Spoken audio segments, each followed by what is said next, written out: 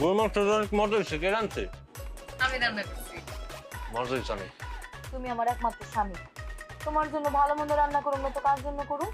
এর লিগা খুব টেস্ট করে রান্না করছি। মজা হয়েছে। ওমা, সকালের নাস্তাটা যদি কে রাঁধছিল? এত প্রশংসা করে কি আছে? তুমি জানো না তোমার যে খাবারগুলো পছন্দ সেগুলোই তো আমি রান্না করি সবসময়। আজকে তোমার একটা কথা বলি। আমার গোষ্ঠীর মানে আমার পূর্বপুরুষের কিন্তু কিছু পরম্পরা আছে। আমি সবসময় চেষ্টা করি ওই পরম্পরা অনুযায়ী সামনে আগায় যাওয়ার, মানে ওটি টিকায় রাখার। আমার দাদারে তোমরা চিনো? না। আমার দাদারে এলাকার মানুষ সবাই বাঘ কইত। বাঘ করার কারণ কি জানো? কেমনি জানো? দাদার আমরা দেখছি, দাদা তো সেই কবেই মরে গেছে। দাদার অবশ্য আমিও দিইনি, কিন্তু এই গ্রামের মানুষের কাছ থেকে শুনছি।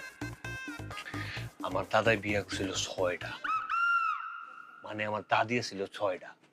সংসার তো সুখেই কাটতো, কিন্তু সপ্তাহে একটা দিন এর হলে টানাটানি লেগে যেত। কেমনে জানো? ওই যে 6 বউয়ের লগে 6 দিন সময় দিত, আরেক দিন সব দাদিরা দাদারে চাইতো। ওই দিন দাদা কি করতো? ওই দিন দাদা গ্রামেই থাকতো না, পলায় পলায় থাকতো।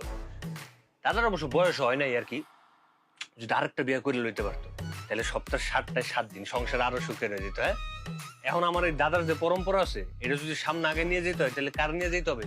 তুমি এই যে উদে বিয়া করছি আমি তোমারে, তোমার মাথায় বুদ্ধি আছে, কথা কইলে বুঝ জ্বালাও।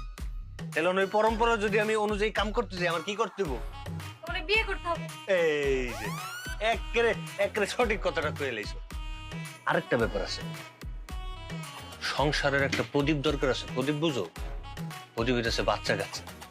প্রথমে বিয়ে করলাম বড় বউরে, 3 বছরও কোনো সুসংবাদ দিতে পারলো না। তারপর বিয়ে করলাম ময়ূরী তোমারে, তুমিও 2 বছরে কোনো সুসংবাদ দিতে পারলা না। বংশের পরম্পরা, রীতিনীতি, বংশের প্রদীপ এটি তো দরকার আছে বংশ আগে লয়ে যাওয়ার লেগে। এখন তোমরা যদি অনুমতি দাও তাহলে আমি জানুয়ারি মাসের 1 তারিখে 3য় বিয়ে করতে চাই। না না না, আমি কোনো সতীন লগে সংসার করতে পারবো না। আচ্ছা কোন, আমি তোর লগে সংসার করতেছি না। তুই বাচ্চা দিতে পারছোস? না আমি পারছি। না। তাহলে আমি যেরকম তোরে মাইনা নিছি তোরে আর কারো না কারো মাইনা নিতে হবে। মোট কথা হইতাছে এই বাড়িতে সন্তানের দরকার আছে। যাক, তাহলে তোমরা দুইজনই অনুমতি দিছো, আলহামদুলিল্লাহ আলহামদুলিল্লাহ। যাক, তাহলে তো তোমাকে অনুমতি পাওয়া গেছে। তাহলে সামনে যে জানুয়ারি মাসের 1 তারিখ আইতাছে আমি 3য় বিয়েটা কইরা ফেলবো। হ্যাঁ, দাও এবার মাছের তরকারিটা দাও। এই যে বউ, তোমারে কেন আনছি এইটা তো তুমি জানো। যাই না শুই নাই তো